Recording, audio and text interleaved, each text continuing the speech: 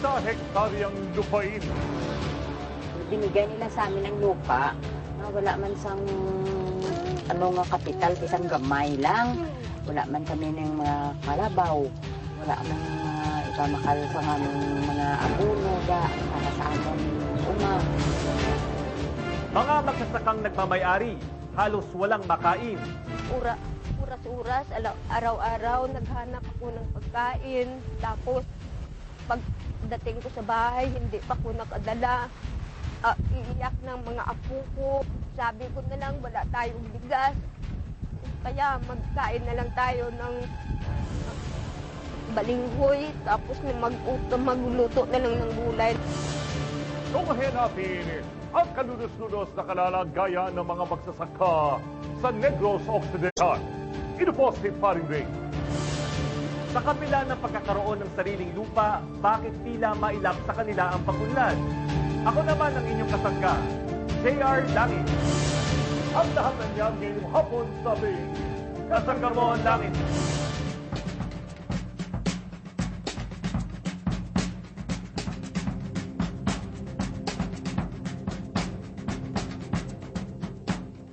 Dating trabahador lamang sa asyenda, ngayon ay nagmamayari na ng mga lupain. Buhay ng mga magsasaka rito, ano na kaya kumustahin natin? Ang Negros, ang tinaguriang sugar bowl ng Pilipinas.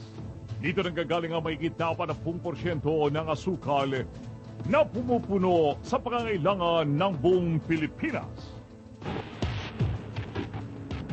Mula sa Bacolod City, tinuon na grupo ng Kasako Langit ang barangay Murcia. Upang makita ang kalagayan ng mga magsasaka sa malalaking plantasyon ng tubo. Sa may lalim sa Comprehensive Agrarian Reform Program, ang asyendang dating pinagtatrabahuhan ni Aling Leonor. Dahil dito, ay nagkaroon siya ng 1 hektaryang lupa na inaasahan niya makapagbibigay ginhawa sa kanyang buong pamilya. Ulit sa pagbisita ng aming grupo sa kanilang tahanan, tila kabaligtaran sa inaasahan ng aming nadatnan. Nay, kumusta po ang pamumuhay niyo dito sa barangay Murcia? Tama, gid ka puraot sa mga kahimutangan. Sobrang hindi maganda ang kalagayan namin sa ngayon. Buti pa noong nakaraang panahon, okay nung nasa asyenda pa kami. Okay ang amon kahimutangan, may mga dinakuhaan kami nga pinaka. Okay kalagayan namin, may pinagkukunan kami ng mga importante naming pangangailangan. Sa ngayon, dinreleasean kami sang Cloa, Cloa holder kami. Pero ngayong nireleasean kami ng CLOA sa lupa ng asyenda, mahirap ang kalagayan namin. Kaayos naman tayong tangan. Dinsagaan kami sang duta, binigyan kami ng lupa ng gobyerno na hindi kami binigyan ng kahit konting kapital. Paano namin magamit ang lupa na yan na wala kaming puhunan? Muna, na paggamit, kay wala kami gamiton da. Kaya ang iba, binenta, pinaupahan at sinanla para may maliit na puhunan sa natirang lupa sa amin. Lahat kami na nabigyan, pare-pareho ang aming kalagayan. Lupa.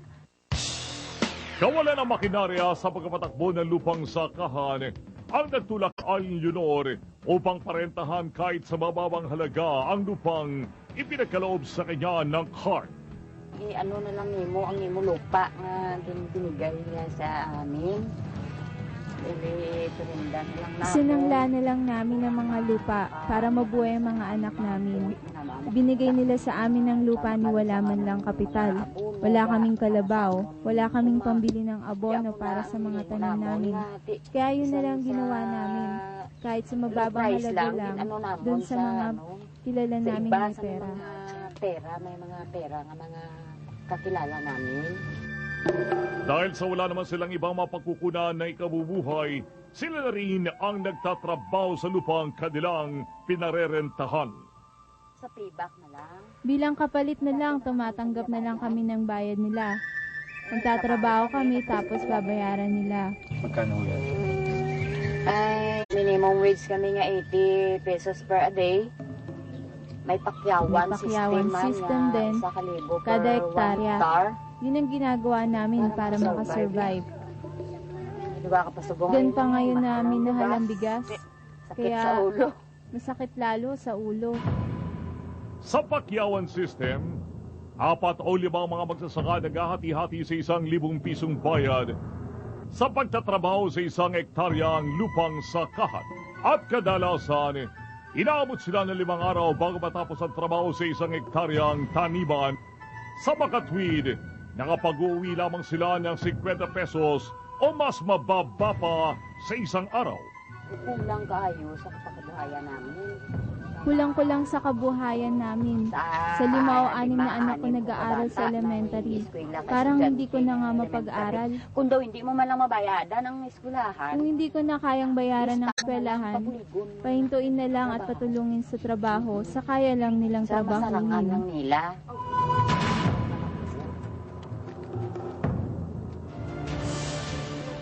Ngayon lang ako Ganito rin ang hinain ng isang ina mula sa munisipalidad ng La Castellana. Ang kwento ni Aling Mercy sa muling pagbabalik ng Kasanggabong Langit. noon pa hanggang ngayon. Tinitingnan ko ang mga bata. Ano naman sila noon mag-survive kung wala na ako.